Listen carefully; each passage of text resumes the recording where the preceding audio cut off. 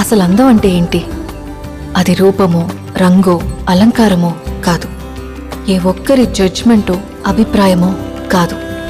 ఒక కవి వర్ణనో, చిత్రకారుడి బొమ్మో కాదు. మరేంటది? అందమంటే గుణం. అమ్మాయి నయుండి చెప్తున్నా, I don't want people to call me beautiful. దాని బదులు నీది కష్టపడే తత్వం, నీలో కరుణ ఉంది, నీకు ధైర్యం ఎక్కువ, నువ్వు తెలివైన దానివంటే నాకు సంతోషం. Address us by our qualities. MS Subbulakshmi అంటే భక్తి, అందం కాదు. మదర్ తెరెసా అంటే కరుణ, అందం కాదు.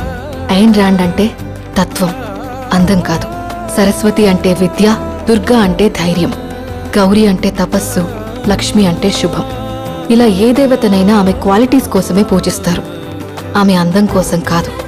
నీ గుణాలే నీ సంతకమవుతాయి, నీ అందం కాదు.